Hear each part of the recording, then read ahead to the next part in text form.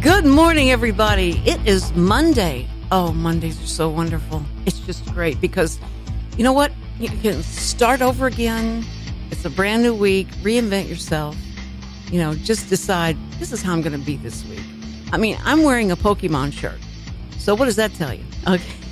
There wasn't anything else clean. That's what it should tell you. But luckily, I can wear Samuel's T-shirts, and he gets the coolest T-shirts. So anyway, it's Monday, and you can be whoever you want to be. And this is what's interesting. Hope you want to be a good person, and it'll be great fun for you. I'm sitting here with, of course, if it's Monday, you know what it is. It is Whodunit Day. And when you go, well, I saw that. I've never listened to your show, Cindy, so I really don't know what the Cindy Cochran Show is all about. What? Did I just say what show it was? Yes, I did. I just said, don't know what the Cindy Cochran Show is all about. Richard feels like he must remind me every day to please say the name of your show. Don't be so arrogant to think that people just automatically know who you are. That's right. No, that's true. Because now that we're FM, 104.5 and 106.1, Conroe's FM, that there are people that are starting to find us. And so you understand, people, that if you're on, you need to stay with me for a while so you can get me. Richard said, I think people only need 3 seconds to get you. And I went, I didn't know if that was a compliment or that was a backhanded compliment. Like, they'll get you real quick. They'll understand. No, but you never know what's going to happen on this show. And I bet everybody would agree with that. We never know what might come out of my mouth. No, but it's like every Monday, though, it's very good and it's calm and it's balanced and it's fair. And I don't have a lot to talk about now that the election is over. I don't know what to say. I've just been, like strangled. But I do want to report that Donald Trump has just said that he's only going to ask for $1 for his pay for president. I bet that's never happened in the course of the presidency. I think you can go back and no one has said, please, I don't want any money from this. Okay, $1. I'll take $1 and then you'll feel like you've paid me. But this is what I think is great. That's wonderful. And I don't know who's going to argue with that. So that saved us how much money? They make a pretty good salary. So to us, but to him, not so much. It's nothing. Forget about it. So him. So that's over with for now. Okay. No money for Donald. But anyway, Mondays, when you hear the word Mondays, new listeners, it is the whodunit. And you're going like, who done it? Who did what? This is the time that we have invited in special guest experts, you might say. One is Deanie Harmon. She is a 17-year veteran from the Houston Police Department, and she was undercover Narcotics division. And if I say anything wrong, Deanie, just jump on in there and tell me you're wrong. Spent 24 years there. Oh, okay. Well, there you go. 17 years undercover. Okay. Yeah, that's the 17 years undercover. 17 years. Think about that. Okay. And she's one of the first females officers that carried on that position. Say undercover position. That just doesn't right. Undercover. And no one knew who you were. You had to wear any kind of, did you wear, disguises? Did you do that? No, just everyday street clothes. Really? And so you weren't Depending afraid? on what the situation I was going to go into. Okay, but you weren't afraid of people knowing who you were by going out there and just wearing your everyday clothes? You think that she's beautiful. She's absolutely beautiful. And so you would think that they'd have to, tone that down. It is a small world. So, and I did happen to run across people that I went to high school with. So they're on the wrong side of the track. Wow. Yes. Well, that's fun. But Deanie Harmon is with us, and good morning, Deanie, and welcome. Good morning. Thank you. Also, we have Lieutenant Bob Berry, who's been with the Conroe P.D. for 26 years. So you see that we absolutely have enough experience here to really do what they're getting ready to do. That is so much fun. You guys watch Forensic Files and ID and all those different ones, 48 hours and that kind of stuff. And if you like that, this is what you're going to like, is that they're going to share a crime scene that they came upon, that they worked, And when they walked in on that, all that they saw, they're going to give us those clues. And then we have to decide, what questions to ask, as the detectives do when they come on the scene, and they start asking questions so that they can figure out who done it. That's what we call who done it. See, it all makes sense to you now. All right, so in the next segment, we'll start this. But right now, I just wanted to say that they're here. Everybody will be happy to know that they're here, because some people go like, oh, if it's just going to be you, Cindy, I don't know what to do. Yes, Bob has raised his finger. What is it, Bob? Well, last week, yeah, I actually kind of sent you off to another. Yes, you did. Yeah, I know. Yes, it was hard. He said, you're never going to get this, Cindy. And I went, God, bring it. Come on, bring it. And I had good questions and all that, but never did I think it was what it ended up to be. And for those that haven't heard it yet, Bob, I hate to give it away. So they have to listen to the archive. We'll do it again. Okay. The archives are up. So if you've missed programs like with Bob Smiley, Elvis's Girlfriend, and my LA Connection, Don Wilson, and all those kind of shows, that you can go to YouTube or SoundCloud. YouTube, you can go to and go to my channel on YouTube, The Cindy Cochran Show, and subscribe. That would be fabulous, because then you'll know when the new shows come up. And they're just about everything's current, Richard. I just wanted to let you know. I actually checked that out today on your SoundCloud. Just curious to see how you're handling the new thing, and I encourage everyone to subscribe to you on YouTube and SoundCloud, because you do keep it up to date. You're proud of me? I'm very proud of you, Cindy. My word! You know that's a first, Bob. I'm going to go back and listen to that archive and hear him say that. Oh, that's so sweet. That's great. It's so exciting. Okay, but we still don't know if... Baby steps. Baby steps, that's right. And I also want to let you know that there were two other presidents who didn't take a salary. That was John F. Kennedy and Herbert Hoover. I knew he was going to... Just making sure you knew that. Okay, but he keeps me honest, and he keeps us transparent. And so that's good, because I just had never heard of that. I don't think I was paying attention to the presidencies at that time, but now I am, and the fact that he's not, that's good. It's nice to know. I learned something new today. See? There you go. She sounded, didn't you? Your voice sounded just like those NPR, the public radio people. Good times. We're going to have good times, yes. And we'll read that book to you again next week. No. But anyway, so the Cindy Cochran Show is all about just a lot of different things. And when you do learn something once in a while, you learn what not to do, what to do, what not to say, what not to say. But we have a good time on here. And I'm so excited because my husband finally got back from hunting. He was gone a week hunting. But I found that he didn't even he never got to stand. They just worked on this little house that they're hunting. They hunt from this little house.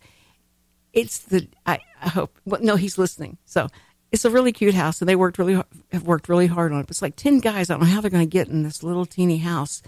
And they have bunk beds, and I just don't know how they're going to do it. But I don't even know why they do it in the first place. He tried to take me deer hunting, and when we first got married, and I thought it was so romantic. We get up early in the morning, and we go out to the stand, and it's going to be we're all by ourselves. And I went, I love you. Don't say anything. Shh. Don't even breathe too deeply. Just be still. Be as still as you can. And I had to sit there, and this is what you got me up for crying out loud. I was so upset. I went, that's it for my deer hunting thing. And he says, well, we get to do it again this afternoon. And I went, you do it twice? Anyway, so I think it's now I finally figured out, like, it's good for them to go and be off by themselves. My son, my husband, and enjoy that time. But I know there's so many deer hunting widows out there that just get so mad and can't believe they're going to take that time away from the family and the kids, and how dare you go out there, and I'm going to sit here and do all this stuff. And I did that in the beginning, and I couldn't believe he was actually traveling 1 week in and 1 week out. So he'd be out a week traveling, then he'd come back, and then his friends would take him deer hunting. So my mother finally gave me the best advice. She said, listen, there's a lot of things you probably like to do when he's gone. Like he doesn't like to do. You got to find the things that he doesn't like to do and you can do while he's gone. And I went, really? She said, go to the shows he doesn't like to go to. Go see movies. Go with your friends. Go do stuff. There's a lot of stuff you can do and just have fun and enjoy yourself. So I took her advice, And it worked, because then I started saying, now, when are y'all going deer hunting again? He goes, why? I said, I was just wondering. He says, well, I started getting suspicious, see, now, because I was happy about him going. Like, what happened? I said, just enjoy it. But there's a way to have fun and do all the things that you want to do while he's gone, and just enjoy that time. But what would be bad is the Sam would be gone long. He'd come back and he'd go, can you go get me that? I said, you go get that yourself. He wanted to come back and take over. And he's a 50s guy. And he wanted to come back and take over. And I was like, wait a minute, I'm doing this all by myself. You've been gone all this time. You're going to come back and now I got to be subservient. The guy is not going to work. It's like, you're going to have to learn. So we had to come to a compromise on that. And eventually, 50 years later, no, it's 48 years. 48 years later, it's worked out. There's been, it's fine, and it's all good. And I love the fact that he comes back. He's so happy when he comes back. It's great. And he'll text me sweet little things, and it's great. So guilt is a terrible thing to waste, and especially on a deer hunter. So you women out there, you wives, wise up and enjoy this time, because the 6 weeks will go by really fast, and then they're back going, go get me something good. When are we going to eat? And that kind of stuff. But anyway, I love you, honey, if you're listening, and you better have found the station, okay? 104.5. We live out Willis Way, and Willis is 104.5. And so 106.1 right here in Conroe. You guys could drive around, all around Conroe in the area, and listen to us. We're going to be right back with Who Done It. And Deanie Harmon is the one that's going to lay out the crime scene. It's going to be so much fun. The Cindy Cochran Show, Real Reality Radio. The Cindy Cochran Show, the first daily talk show serving Montgomery County. Lone Star Community Radio is FM. That's right. Set your radio dials and your button presets to Conroe's FM 104.5 and 106.1, coming in June of 2016. To celebrate this edition and the addition of video versions of our talk and music shows on YouTube, cable TV, and Our City TV, we are offering special sponsorships rates, which include free audio spots that are played throughout our broadcast. Interested? Check out our sponsor rates for shows just like the one you're listening to online at irlonestar.com/sponsor, or call the station at 936-647-5747. Reaching the people of Montgomery County with Montgomery County's community radio station with Lone Star Community Radio. The Cindy Cochran Show. You ain't heard nothing yet. One of our most beloved listeners on the Cindy Cochran Show. We want Deanie and Bob and Richard, them to know that we are thinking about them. Also, I'm praying about them, making sure that everything will be okay. And we just love this listener so much and respect him so much, and we just want him and his family to be good. And that's what we just wanted to let you know that. Great. Now you know I'm going to cry. Okay. Anyway, I've got a I've got a listener telling me I'm texting while I'm driving, pulling out a pint of Old Granddad. Okay, some of this I can't say. All right, I shouldn't say because Bob was going to have to go find him. Well, that's an issue already when he's talking and driving at the same time. Yeah, he's texting. Or texting. Yes. Yeah, texting and driving. And pulling out Old Granddad. I'm such a bad influence because I talk about, I've asked Bob. Now, is it okay if you voice text? Can you voice text while you're driving? Is that okay, Bob? As long as you're not in the school zone. Well, I found that out. I didn't know that you sit in that line forever. You sit in the line forever to pick up the kids. And so I pick up my phone and I'm talking and I'm waving at the lady who says, hi. And then she calls out the kids' names. And she walks over and I went, oh, hang on just a second. And I said, yeah, what's up? She's, you're not supposed to have that phone out in the line. And I went, I'm so sorry. I'm so sorry. And, and the person heard her telling me and getting after me, so they already hung up. I'm like, okay. So I found that out. That was terrible because, what else do you do in line?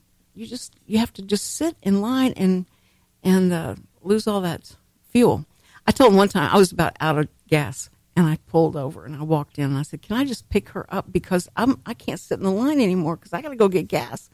And they went, "No, it's not the rule. The rule is you have to sit in line. You have to come up there in line. You can't come up here like you're doing and get the kids." I went, "Okay, but what if there was a death in the family? If there was something that happened, is there anything that you could, give me the parameters and I'll stay within those parameters." She said, "Okay." So anyway, it's going to be okay. I'm going to learn to obey the rules, just like Richard's been trying to teach me, and it's so great when he's proud of me. I'm so happy. So anyway, guys, I know you're going like, get back to who done it, for crying out loud. All right, Deanie is on. You're the one that's going to do this, so you're on now, Deanie. Give us the clues, and then you guys can message me through the Cindy Cochran Show Facebook, and click on message and ask me the questions you want them asked. If you're the detective, what would you ask? And I'll be asking questions as well. We'll figure out who done it first. Okay. All right. Go, Deanie. All right. This one's a very interesting case where homicide investigators are called to a residence of a shooting. And when they get there, a woman, the wife, is sitting on the couch facing the TV, and she has a gunshot wound right between the eyes. Now, the husband says that he was cleaning his weapon at the time and accidentally shot her. Right between the eyes. Right between the eyes. So they did some investigation and initially labeled it as an accidental shooting. But one of the investigators made note of several things. But when they got there, the man had his weapon taken apart out on the table and had his cleaning equipment. But she is dead with a bullet hole between her eyes. Mm-hmm. And he says that he accidentally shot her. So he must have shot her and then took his gun apart and continued to clean. That doesn't make sense. Well, let me back up. Okay. The gun was still not in pieces. Okay. But it was laying on the table with his cleaning. Oh, okay. With his cleaning equipment. Okay. And he said that he was getting ready to clean. It was a pistol, mm-hmm. and he was getting ready to clean it, and the gun accidentally went off and shot her right between the eyes. Wow. How could they stand with a straight face and listen to him say that? So he's saying that he accidentally shot her, but there's more to it. So let's see if the listeners can come up with some questions so we can really get down to actually what happened. Okay. And it could be an accidental shooting. No way. Not. And I would even know that there's something wrong there and would start laughing. But they were being professional, and they listened to everything he said and said, yes, sir, and all that. Okay. Now, can we ask a question? Sure, go ahead. All right. Where, the kitchen table, where was she? She was sitting in the living room? She was sitting on the couch in the living room. On the couch. Was there any way that the angle from where he was cleaning the gun, like he may have been holding it or getting ready to take it apart, but it went off, was there any way that where the bullet would come out that it would hit her? I get what you're saying. Actually, the trajectory from where he was sitting to her was right on. I mean, if he was actually going to clean his gun and unload it and it accidentally go off, it would have hit her right between the eyes. Now, see, that's what It would have hit her face on, just like she was. It would have. Yes. That's what a listener It just asked. happened to hit her between the eyes. The listener says, angle of bullet travel was she watching Donald Trump on TV? No, actually, the detectives made note that the movie Rocky was on. Did they? Oh, my word. And so it actually could have happened. It was a good story for him to tell. Are the police actually believing him? Do they note that they don't? We're going to have to delve deeper into this. And well, they asked all the appropriate questions, and it still boiled down to at that particular time that it was an accidental shooting. Mm-hmm. However, there were some things missing from that table where he had his gun, and also his cleaning equipment. Okay, they find casings. There was the bullets were there. The bullets were on the table, or the bullets. It's a .357, so yikes! It's not going to. The casing is going to be inside the cylinder, so it's not an automatic where they come out. Right, Okay, where they come out. Okay, all right. So let's go move back to Okay. like the relationship between the husband and wife. Okay. Who made the call? The husband did. The husband. Of course, Very she good. couldn't. I've got a bullet between my eyes. I don't think he did it. No, okay. All right. Well, no, I thought maybe a neighbor or somebody else had done that. He actually made the call. Was he distraught? Did you get a chance to listen to him making the call, or was this something someone told you? No, this is an investigation that happened. Okay. And of course, he appeared to be distraught at the time, and told the investigators, the homicide detectives, that he was just cleaning his gun and it just accidentally went off, and she was watching TV and he was going to clean his gun. Mm-hmm. Okay. So, did you find out were they having problems? Did he have a big life insurance on her? Anything like that? Those are good questions. No big life insurance. No family history of any problems. Wow. So they continue to investigate this. Mm-hmm. Now, they give it about 30 days, and initially they list it. I'm going to go a little bit further with this. They list it as an involuntary, accidental shooting. Mm-hmm. Okay. But then they ultimately, after further investigation about 30 days later, just by one thing that an investigator saw during that, and I'll give you some more hints to it, they ended up filing murder against him. They did. Yes. They did, because something that one of the investigators saw Right. that night. Okay, if you are going to... Oh, wait, Bob's got you have a question? Well, you say it's a revolver. Correct. Did it have a hammer? Or Yes. was it was where you would cock it back? Yeah, it's a .357. Mm-hmm. Okay. Were all of the things that were needed on the table, oil, cleaner, patches, all those kind of things that you would normally need in cleaning a gun, were they intact? All of that was. Now, the table, let me describe the dining room table. The dining room table was very neat. The lady was very much a housekeeper. There were place settings on this table. There was nothing disturbed other than there is his cleaning equipment and the gun, but there was something missing from all of that cleaning equipment and from the gun. That might indicate that it was something other than accident. That the investigator decided that is a very key point in when you clean your guns. Think about all the things that you would need along with your cleaning kit and, of course, your gun, and you're going to sit down at a table and clean it.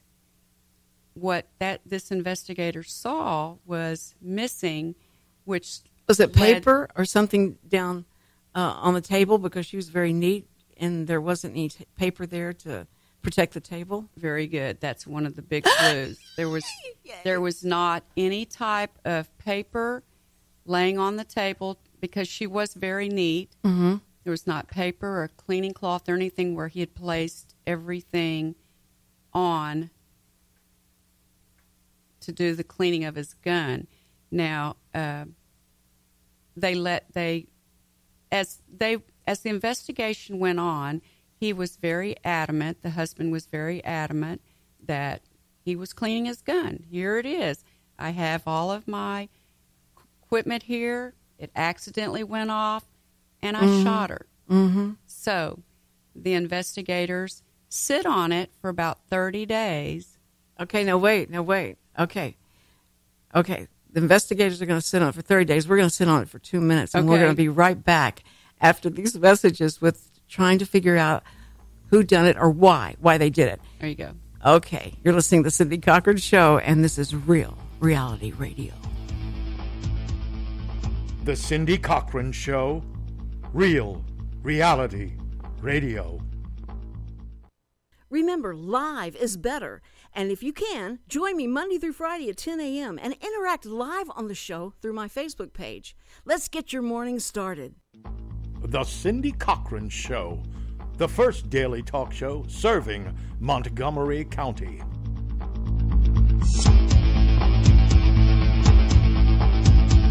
And we're back on the Cindy Cochran Show. Oh, yes, we are. And it's Who Done It Day. We have a listener that wanted to know, were there mental issues? I mean, he shot her and then he proceeds to clean the gun? Was he cleaning the gun? I mean, did you ever see the gun all apart on the table? Is that how you found it? Or is that how they found it? No, the gun was still Intact. Okay, so he hadn't really taken it apart to start cleaning it. He just said he was going to. Exactly. Okay. And then they also want to know, was there a target with his wife's face on it anywhere? No? Okay. All right. That's just, they were trying to find. I love the questioning. Inquiring minds want to know. Okay. So, Bob, you have any questions for I do. Deanie? Okay. I have a couple. Okay. Okay. Most people now carry semi-automatic pistols. Mm-hmm. It is often accidental discharge because it's different. Mm-hmm. It's easier to go ahead and discharge a bullet out of it, whereas a revolver is manual. Mm-hmm. And so the question there is, if you're going to clean a revolver, the first thing you have to do is take the cylinder out where all the bullets are. Right. Okay? So when that revolver is out, that cylinder is out, it's not going to shoot. It cannot be a discharge at that point. The other part of it is most revolvers, they go to one side, mostly typical to the left. And so in doing that, it will revolve over again to get this next bullet to be shooting again. Mm-hmm. And the casing will be on one side of it. Correct. In this case here, was the revolver cylinder in the right position when it went off? Ah, Deanie? Yes, that's a good question, but it actually was. The spent round was in the correct position. So it was as if the gun had been fired and not fired any longer. And he did not mess with the gun any further than that. The gun was just placed on the table at that point. Okay. But did he have a reason for not taking the cylinder out of the revolver? Well, he was beginning to...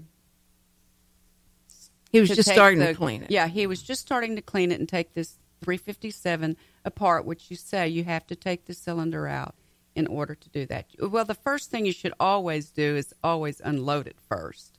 Yes. But he had to pull the hammer back, though, right? Absolutely. Now, Or see, just pull the trigger. You don't have to pull the hammer back, but you can shoot the 357 just to pull the trigger. because it's. Well, I thought There's a certain way to take a 357 apart, right. There's if people that know how to take them apart, they'll know what I'm talking about. But you should always have it unloaded.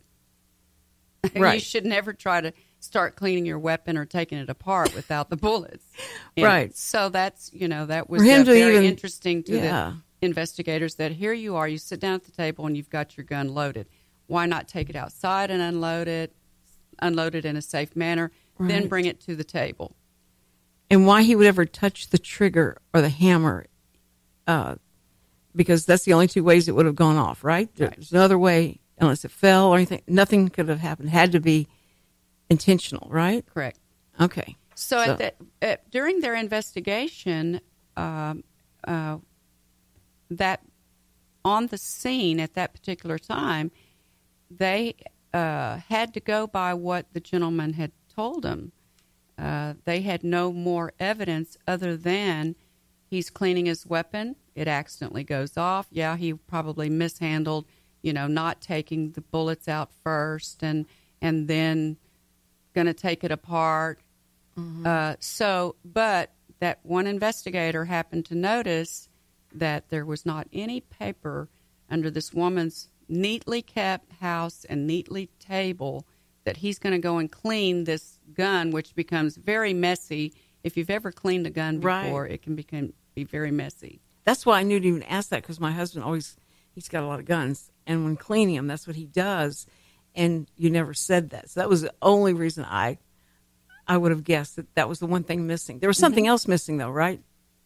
No, that was really that was the main clue? That was one of the main clues that you always, like I said, this woman is very neat. Her house was very tidy, Right. and her table had place settings. That was a great clue. And so, he's going to sit down at this nice table and not put paper down or a rag down to make sure that he doesn't get, stuff all over the table when he cleans this gun. See, he knew And- that he's going to mess this table up, but she's not going to ever say a thing about it. So initially, they left the scene as a accidental discharge, accidental shooting, and sat on it for 30 days. And so if you want me to go further than that, I'll tell you how it ended. Yes, we're ready. Okay, well, because of the missing towel, and they really had nothing other to go on from that, because the angle of how the bullet went off was totally feasible. Mm-hmm. About 5 o'clock that morning, they knocked on his door, told him, "We need for you to come down and answer some questions for us," which he did.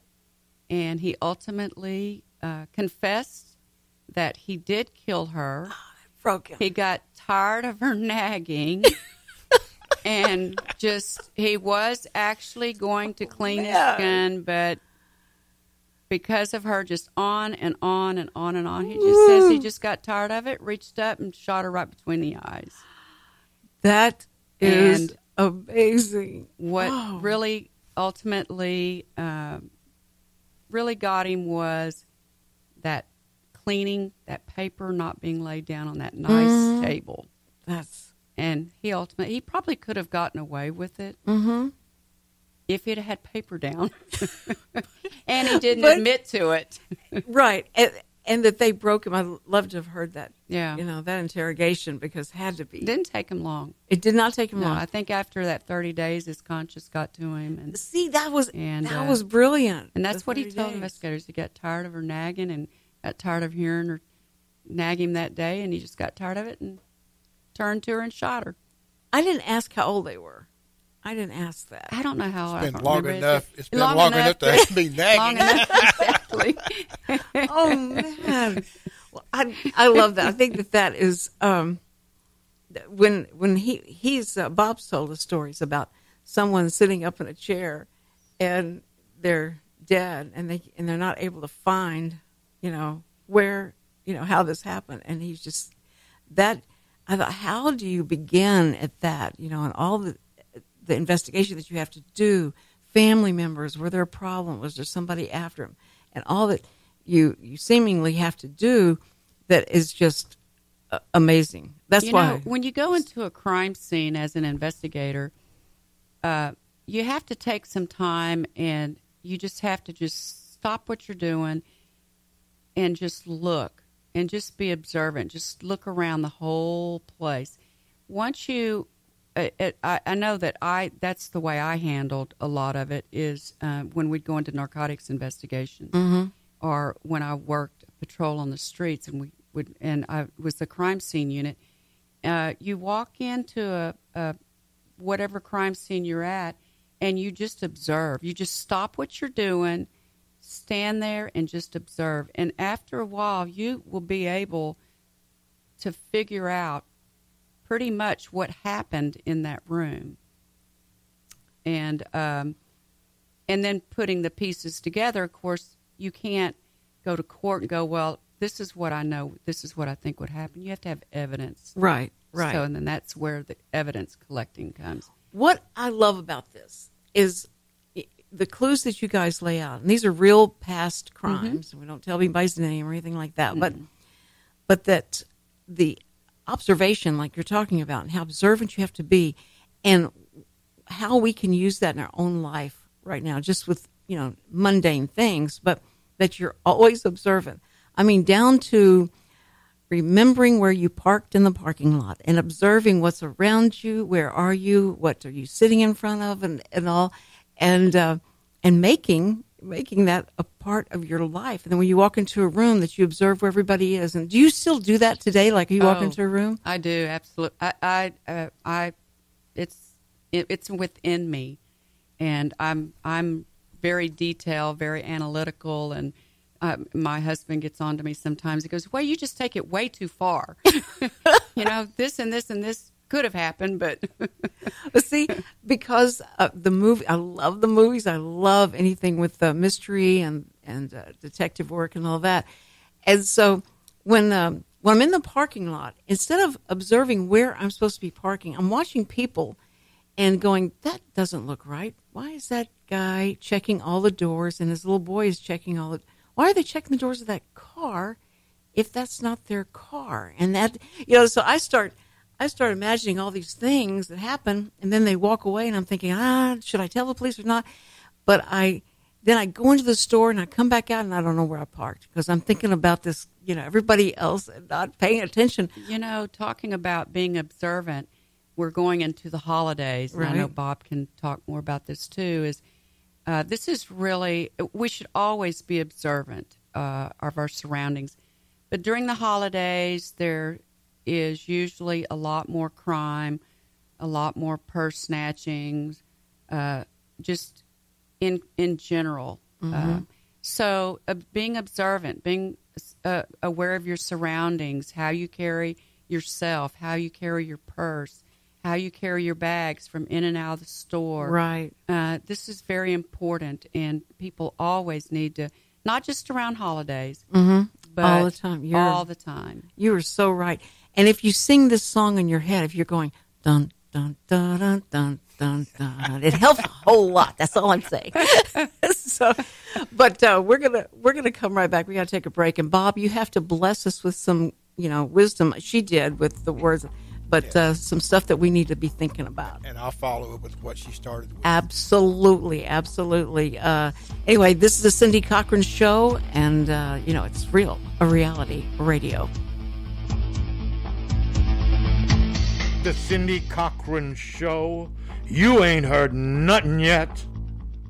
Hi, this is Cindy. Thank you for taking the time to snuggle up with a good computer and a latte grande and listen to the Cindy Cochran Show, having fun with the world's news and local happenings in your own backyard.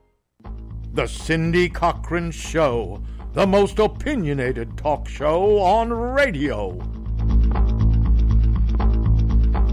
And we're back on the Cindy Cochran Show. Thank you, Don from L.A., in posting that it was... JFK and Herbert Hoover also took $1. Richard said that, and then when I saw the post, I went, did you get that from the post, or did you? He said, no, he looked it up. But there also, we were talking about how much George Washington, one of the richest presidents, tell him what you just found out?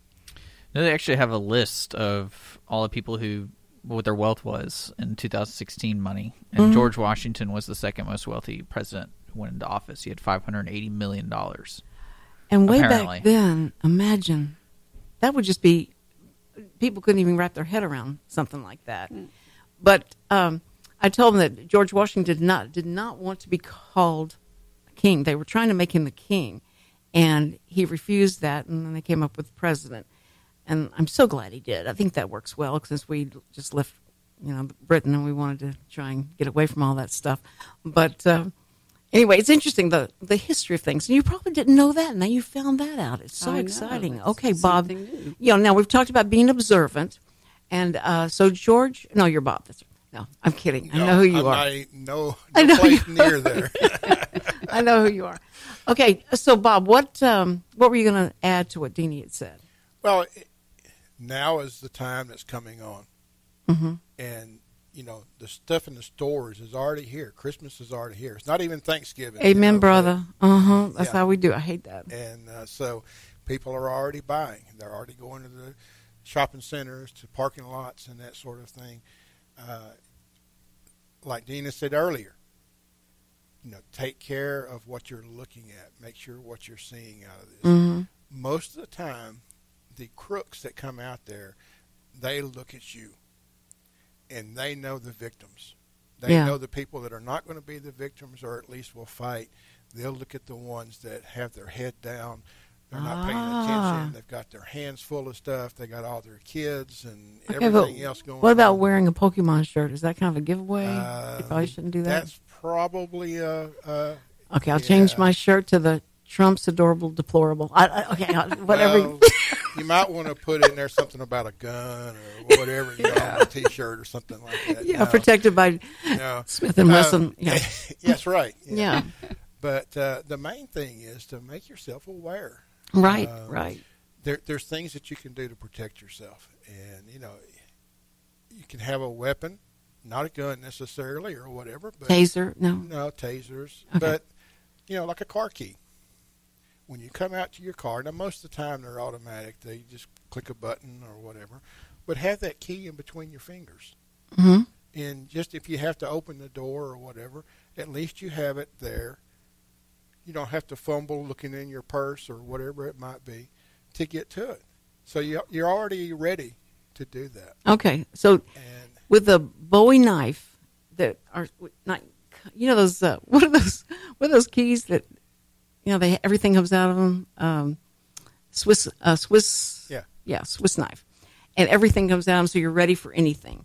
And so if you have your key, and if you pop that key, and you need that knife.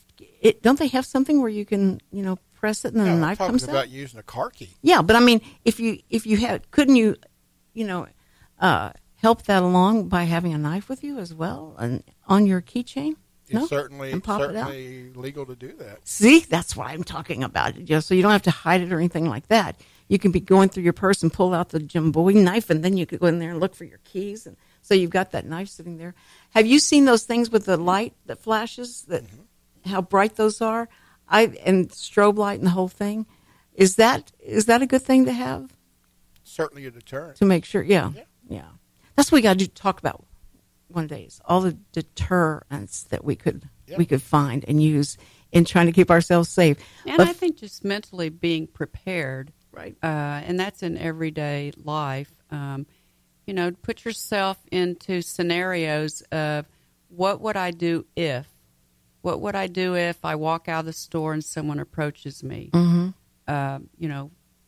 Always be mentally prepared, because if you're mentally prepared, you will. It helps you to react better to the situation. Right, because the subconscious takes over and says, "Okay," and I don't have to think about it. So that's exactly. And it's not to frighten, the public, but it is reality. But you know what? If you are prepared like that, and you've gone through all the scenarios, and you go all the way through it, that you're not as frightened. You do feel prepared, and so that's what I love about these whodunit things, is because what you have to go in and watch, look for, see, and just know where you are, and then you feel safer when you know where you are instead of looking down on the ground as you're walking and doing something with your phone and run into somebody and they go, "Give me all your money," and you're not prepared. Look at the amount of people that men and women and teenagers, kids, walk out of stores or in public areas, and they're constantly on their phone. Right. That's a prime target right there. Right. And okay. For, just, you don't have to mess with that phone right then and there. Get yourself in a safe situation in your car and then get on the phone. Don't walk out of a store. So right. Out of a store with your phone or, several bags and just, carry yourself with confidence. Oh, yeah. Don't look down and just be aware of where you're at. That's what I've got. I've got to change that because I do that. Yes, sir, Bob. I don't know if I have time or not, but I'll go with that. Is my sister-in-law a few years ago went shopping, and she went to the grocery store late at night. She came out to her car, had her purse on her shoulder, had her basket out, and so she's kind of fumbling with the purse hanging down and putting the groceries in and all of this. Car pulls up, guy gets out of the car, starts mugging her, taking the purse and everything else. And so she fights. She does fight. She's a fighter, yeah. Oh, yeah, absolutely. And so finally, he threw her down on the ground and took the purse and took off. Well, it had her car keys, had her ID, her had life, all everything, her whole life there. In there. And so she walked back into the store and called the police, came out, writing the report inside the store, and while they were there doing the report, those crooks came back in using the credit cards and spent over $3,000 in the store, and they walked out with it. And so there you go. See, I thought pretty brazen. Man, right I thought there. you were going to say walk in the same store. Yeah, I thought you were going to say that they took the keys and stole the car because they had the keys to the car. But the idea is you have to have a mindset. Yeah, you're right. There's three things you can do. You have to know ahead of time. Can you run? Can you get away? No. Well, okay. Are you physically capable to fight? Well, yeah, I would, yeah. Okay. Because I think because that in my scenarios I always say, I'll fight. And so if you build yourself up to that, and then if somebody tries, like, don't you dare, because I've run down guys that came by with a woman putting the carriage in the car, and they come by and grab the purse and jump back in the car, and I saw it, so I took off. And I had little kids, baby, in the car, and my friends saying, Cindy, what are you doing? I said, we're going to get that guy. And she's saying, no, just get the driver's license. Let me say I'm close enough to get that. And we're just hauling all around this thing, and they're going, they know I'm after him because I'm not giving up. And so we got his license. But I was ready to take him down. Like, I will, it's the dog, I catch the car. Right. What do you do then? Hello, Cindy, you're not ready for this. So as soon as they get that purse or as soon as they get that billfold, they're going to use it right then and there. Right. That's right. That's right. Well, the first thing we think of in our mind is we have a choice of flight or fight. Yes. Okay. Yes. And the third part of that is could you hide someplace? Mm-hmm. And you may or may not be in a parking lot. It's going to be kind of hard to do that. But your mindset on it is you have to be fight or flight. Right. Right. The other part that's important with that, go with extra people. Go with your family, your friends. Right. Yeah, that's a very good point. Is to have other people doing that. No, yeah. You're right about that. Strength in numbers. And I think that this is always good. I mean, we need to probably say this every day, especially me to myself. That when I go somewhere, know where things are, because I'll lose things, I'll leave things, and I'm going like, Cindy, and I've always done this. I wish I could play the age card, but I do this. I've done this all my time. I think about other things and just can totally forget about. I left the purse in the shopping cart and get in. So take your keys out before you even walk out of the store. Yes, ma'am. That's exactly right. That's good. So, Deanie Harmon, Bob Berry, thank you so much for being here. Mondays are so much fun with you guys, and I love it. But I'm here the rest of the week, too. So, you guys, please come back. We're here every single morning, the Cindy Cochran Show, 10 to 11. And we'll be back. And check out my Facebook page. Find out what's going on. And be sure and go to the archives and listen to shows that you missed. If you missed all of this one, it will be up soon within at least 48 hours. So Thank you guys. Thank y'all so much. And I love our listeners. Our listeners are so great and keep trying to help and advise me. You always see the people, what they say to me. Some things I can't say. All right,